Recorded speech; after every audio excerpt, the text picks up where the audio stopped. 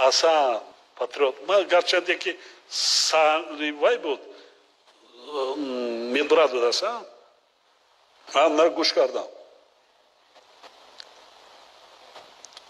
گرگیا کردم میگوید که گوش کردیتون کدام بود اول علی وایدر این نامردا برای چی میگریزی میپرتوید وقتی ننگ ناموس آمده است برای چی مردم ها وای میکنید یک موسفید آمده است پنسیونر آمده در اینجا برشته اینا آمده با جای وای کردن شما وظیفه و کاراتون پرتوتین رفتین در خانهاتون هر با اون قطعی در دیگر جا وای کرده ایستادین شما من پیشنهاد کرده بودم که اینا کس مکافات دولتی را پیشنهاد کنده کن اینجا بیا رنگ روز سوز است کو اونجا بفکریم که چند هفته در همونجا بودی روات هم نشد دیساز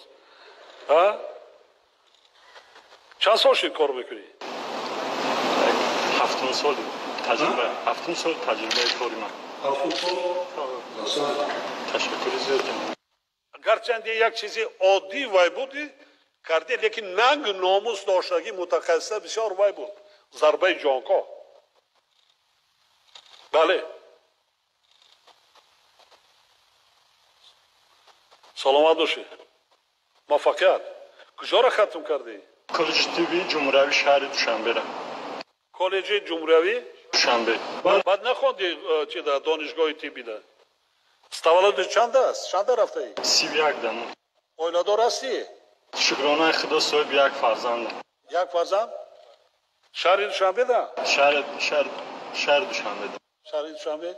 کوارتیر ده زندگی میکنی؟ سبب همین بود که جای زیستی برای یعنی برقرار کردن کسی جمعون پدرم در جنگ شهروندی گذشته بودم پدرم جمع بود جای زیستی دویمی نداشتم سال 2011 که خط کردم تا سال 2014 در فدراسیون روسیه برای جای زیستی دویمی چی کردن مادرم در خانه خشت هوا بود دادم خانه خشت خیلی خانه هر کس بودم جناب گلی گفتم مادر من نظم بیارم دادر من نظم بیارم فدراسیون روسیه رفت بگه کار کنم یکم سویتی زمین بگیرم مادر من نظم بیارم جناب گلی برای زحمت کشیدم خیلی شکرانه خدا خوزی انا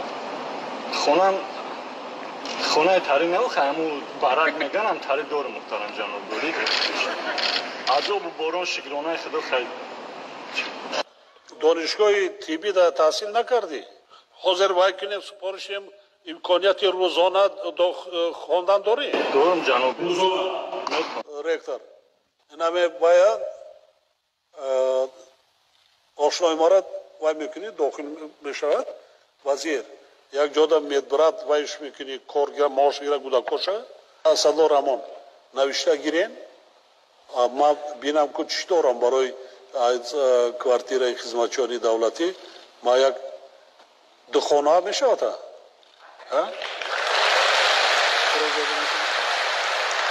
برای نام نویس کن برای خان هم کار کن هم زندگی تا پیش بر با من نظارت میکنم صدا رمان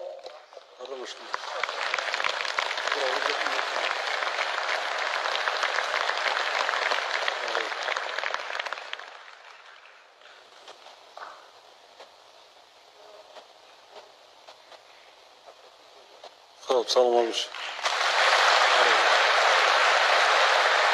این پاتریوتون یک وای جستی خودشان قاطی هزارها نفر از خفای خودشان میبرند یعنی هزارها نفر به ناموس میارند